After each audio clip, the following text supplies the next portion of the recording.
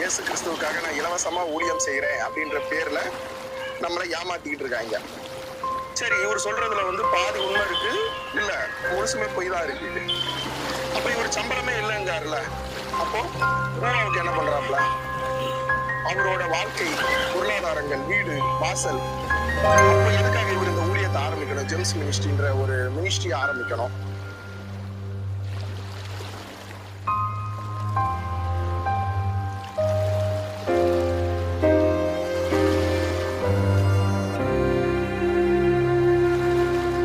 என்னென்ன நீங்கள் சோகமாக இருக்கீங்க?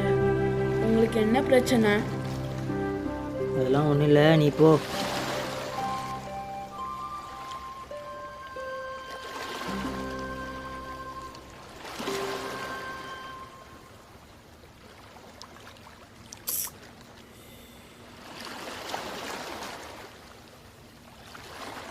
என்ன போன வாரம் உங்களை மாதிரி தான் ஒருத்தவங்க சோகம் உட்காந்து இருந்தாங்க. கொஞ்ச நேரத்துலேயே கடலில் விழுந்து இறந்துட்டாங்க. அவங்களுக்கு லவ் ஃபெயிலியரா. ஆனால் நீங்கள் அது மாதிரி தப்பான முடிவு எடுத்துடாதீங்க. உங்கள் அழகுக்கு எத்தனையோ கேர்ள் ஃப்ரெண்டு கிடைப்பாங்க. ஆனால் இவ்வளோ நாள் கஷ்டப்பட்டு வளர்த்து உங்கள் அப்பா அம்மாவை கொஞ்சம் நினச்சி பாருங்கண்ணா. நீங்கள் இல்லாமல் எவ்வளோ வருத்தப்படுவாங்க. ஏழு உன்ட்ட நான் தற்கொலை பண்ணி சாவ போதுன்னு சொன்னனால எனக்கு இருக்க கோபத்தில் கடலுக்குள்ளே போட்டு கொண்டு வரதுக்கு ஓடல.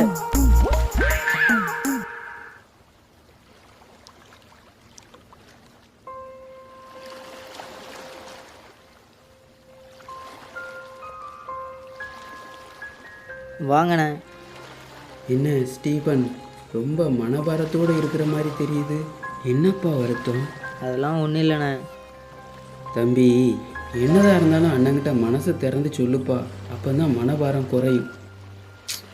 அண்ணா, இந்த ஊழியக்காரங்களாம் செய்கிறத பார்த்தா மனசுக்கு ரொம்ப வேதனையாக இருக்குண்ணே. தம்பி, ஊழியக்காரங்களாம் அப்படி என்னப்பா செய்கிறாங்க? அண்ணா, கஷ்டப்பட்டு மூட சுமந்து மண்ணு சுமந்து சம்பாதிக்க நம்ம விசுவாசிகளோட காணிக்கைகளை வாங்கிக்கிட்டு இந்த ஊழியக்காரங்க ராஜா மாதிரி வாழ்கிறாங்கண்ணே. அவங்க பிள்ளைங்க, அவங்க பேர பிள்ளைங்களை ராஜகுமாரர்கள் போல் வளர்க்காங்கண்ணே. இதை நினைக்கும் மூச்சில் ரொம்ப வேதனையாக இருக்குண்ணே. அண்ணா, ஊழியக்காரங்க ஃபாரினில் வீடு வாங்கி வச்சுருக்காங்கண்ணே. காட்டுக்குள்ளே பங்களா கட்டி வச்சுருக்காங்கண்ணே. ஒரு சிலர் ப்ரைவேட்டாக ஜெட்டு வச்சுருக்காங்கண்ணே. இதில் போடுறது தான் வெள்ளைச்சட்டை, ஆனால் ரேட்டை பார்த்தீங்கன்னா 10,000 20,000ண்ணே.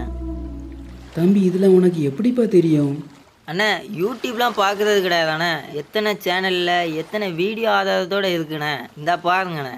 தம்பி இருக்கட்டும், அண்ணன் சொல்கிறத கேளு.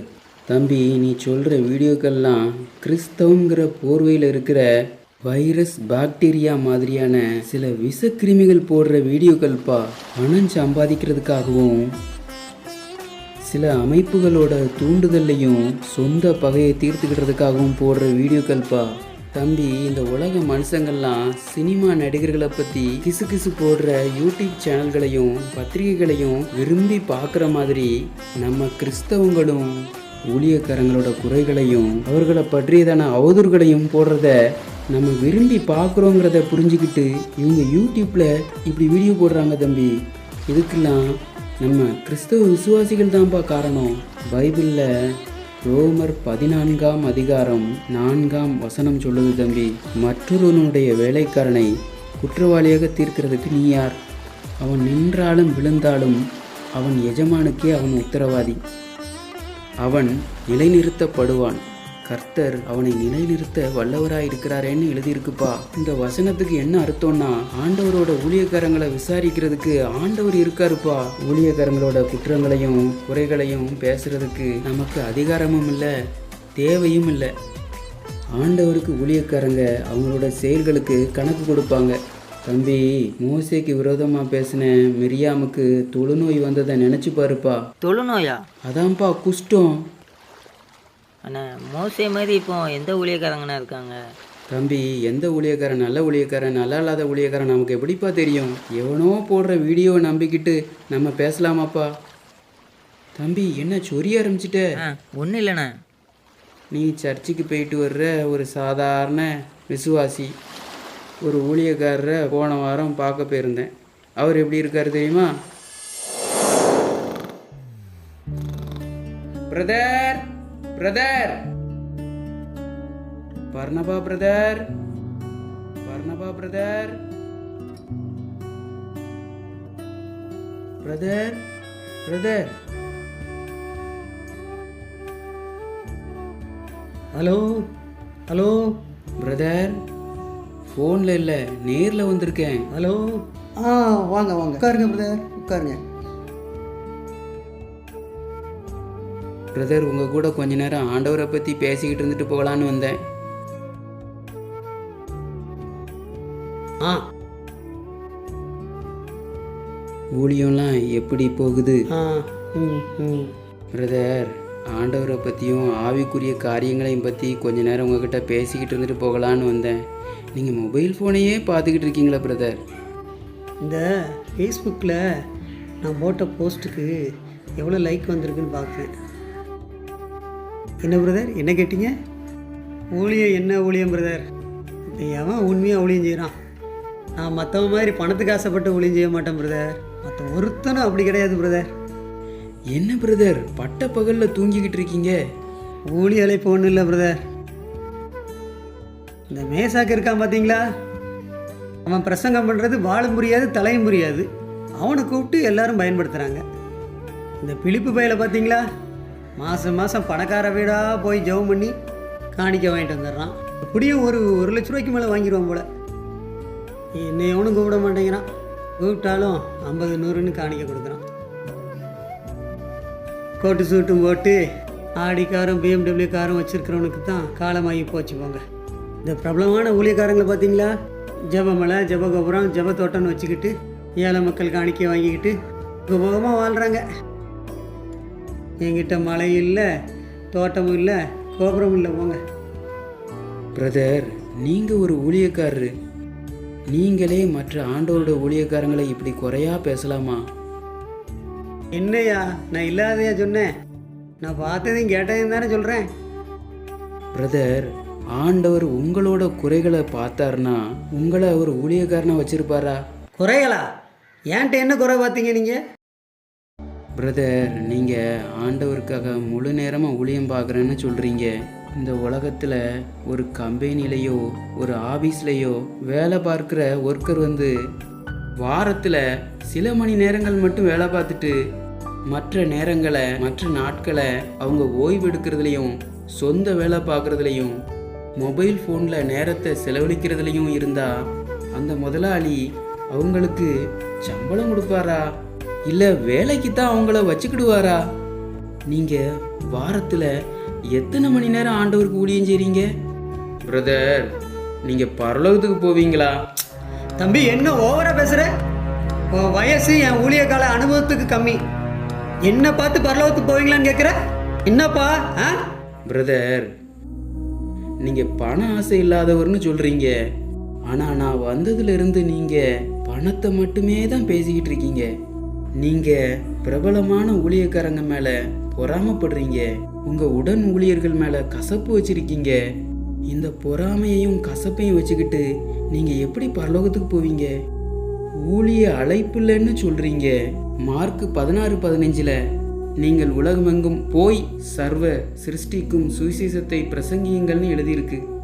நீங்கள் ஊழிய அழைப்பில்லைன்னு சொல்லிட்டு வீட்டில் இருக்கிறீங்க. நித்தம் ஆண்டவரை அறியாமல் எத்தனையோ ஆத்துமாக்கள் அழிஞ்சி நரகத்தில் போய் விழுந்துக்கிட்டு இருக்கு. அதை பற்றிலாம் உங்களுக்கு ஒரு கவலையும் கிடையாது. நீங்கள் மற்றவங்க கண்களில் இருக்கிற தூசியும் துரும்பையும் பார்க்கறதுக்கு முன்னால் நீங்கள் உங்கள் இதயத்தில் கையை வச்சு நீங்கள் உங்களையே ஆராய்ஞ்சு பாருங்க பிரதர்.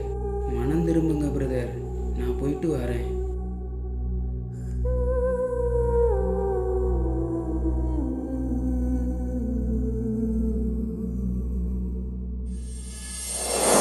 ஊழியக்காரர் இப்படி இருக்காருப்பா. வா தம்பி, வா, நடந்துக்கிட்டே பேசுவோம்.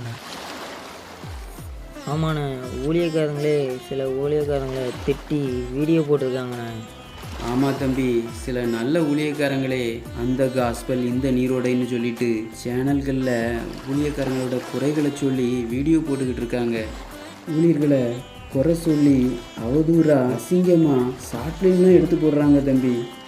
ஆண்டவருடைய நற்செய்தியை மக்களுக்கு அறிவிக்கிறத விட்டுட்டு தடம் மாறி வழி மாறி இப்படிலாம் பண்ணிக்கிட்டு இருக்காங்க. இதுக்கு என்ன காரணம் தெரியுமா தம்பி? இப்படி போடுற வீடியோக்களை தான் நம்ம விசுவாசிகளும் விரும்பி பார்க்குறோம். கிறிஸ்தவத்தை பிடிக்காத கிறிஸ்தவ விரோதிகளும் விரும்பி பார்க்குறாங்கங்கிறத புரிஞ்சுக்கிட்டாங்க தம்பி. அதனால தான் இவங்க இப்படி வீடியோவெல்லாம் போடுறாங்க. இதுக்கு காரணம் நாம தான். யூடியூப்லேயும் மற்ற சமூக வலைதளத்துலேயும் எவ்வளவோ நல்ல நல்ல செய்திகள் வருது. எவ்வளவோ வேதத்தை ஆராய்ச்சி பண்ணி எவ்வளவோ நல்ல செய்திகளை கொடுக்குறாங்க. அதெல்லாம் நம்ம கேட்குறதில்ல. அதெல்லாம் விட்டுட்டு இந்த வீடியோலாம் பார்க்குறதுனால தான் இவங்க இப்படி போடுறாங்க தம்பி. மத்தேயு 10:42 அவருடைய சீசர்களாகிய ஊழியக்காரங்களுக்கு ஒரு கலசம் தண்ணீர் குடிக்க கொடுக்கிறவன் அதன் பலனை அடையாமற் போகான் என்று போட்டிருக்கு. அதாவது ஊழியக்காரனை ஆதரிக்கிறவனுக்கு நற்பலன்கள் கிடைக்கும்னு போட்டிருக்குப்பா. அப்போ ஊழியக்காரங்களை அவதூறா அசிங்கமா பேசுகிறவங்களுக்கு அப்போ அதோட தீய பலன்களும் கிடைக்கத்தானே செய்யும் தம்பி. தம்பி, எனக்கு தெரிஞ்ச ஊழியக்கார் ஒருத்தர் பல வருஷமாக ஆண்டவருடைய வார்த்தைகளை குறித்து நல்ல நல்ல பிரசங்கமாக யூடியூப்பில் போட்டார் தம்பி. 10 வியூஸு 20 வியூஸு தான் வந்துச்சு. அவர் இதை புரிஞ்சுக்கிட்டு ஊழியக்காரங்களோட குறைகளை பற்றி வீடியோ எடுத்து போட ஆரம்பித்தார். பார்த்தேன்னா வியூஸு லட்சங்களில் போக ஆரம்பிச்சிட்டு தம்பி. இதுக்கு யார் காரணம்? நம்ம மாதிரி கிறிஸ்தவ விசுவாசிகள் தான். நம்ம அப்படிப்பட்ட ஒரு வீடியோவை விரும்பி பார்க்குறோங்கிறத அவங்க புரிஞ்சுக்கிட்டாங்க. இதனால் வர்ற ஆக்கினையில் நமக்கும் பங்கு தானே உண்டு தம்பி. தம்பி, மிரியாமுக்கு தொழுநோய் வந்த மாதிரி. அண்ணா அதையே ஏன்னா போட்டு ஞாபகப்படுத்திட்டு இருக்கீங்க தம்பி. இப்போ நான் உங்ககிட்ட வரேன். நீ குறை சொன்னிய அந்த ஊழியங்களுக்கும் ஊழியக்காரங்களுக்கும் நீ காணிக்க அனுப்புறியா? அண்ணா அந்த மாதிரி ஊழியத்துக்கெலாம் நான் காணிக்க அனுப்புவேன் அண்ணா. தம்பி, காட்டிலையும் மலையிலையும் குளிர்லையும் கிடந்து கஷ்டப்பட்டு ஆதிவாசி மக்களெல்லாம் நல்வழிப்படுத்தணும்னு சொல்லிட்டு போராடிக்கிட்டு இருக்காங்களே, அந்த மிஷினரிகளுக்கு எதுவும் காணிக்க கொடுப்பியாப்பா? அண்ணா எனக்கும் கொடுக்க ஆசை தான். ஆனால் எனக்கு வர்ற வருமானத்துக்கு எனக்கே காண மாதிரிக்கினே நான் இப்போ என்ன கொடுக்க முடியும்? சரிப்பா, ஆண்டவரை அறியாதவங்களுக்கு ஏதாவது ஆண்டவரை அறிவிக்கிற மாதிரி ஏதாவது ஊழியம் எதுவும் செய்யறியாப்பா? அண்ணா ஞாயிற்றுக்கிழமை ஒரு நாள் தானே லீவு. இதில் என்னோடய சொந்த வேலையை பார்க்கவே நேரம் இருக்க மாதிரி. இதில் ஊழியம் எப்படின்னு நான் பார்க்க. தம்பி, தேசத்துக்காக அழிஞ்சு போகிற ஆத்துமாக்கள்லாம் பரலோகத்துக்கு போகணும்னு ஆண்டவர்கிட்ட எத்தனை மணி நேரம்ப்பா ஜெபம் பண்ணுவேன்? அண்ணா வேலைக்கு காலையில் போனால் நைட்டு தானே வரேன். வந்து சாப்பிட்டுட்டு தூங்குறதுக்கே நேரம் கிடைக்க மாதிரி. இதில் எப்படின்னா நான் ஜெபம் பண்ணுவேன்?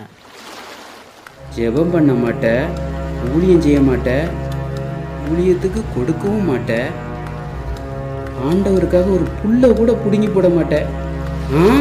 ஆனால் ஆண்டவரோட ஊழியக்காரங்களை வர மட்டும் சொல்லுவேன்னு. வேண்டாண்ணா வேண்டாண்ணா.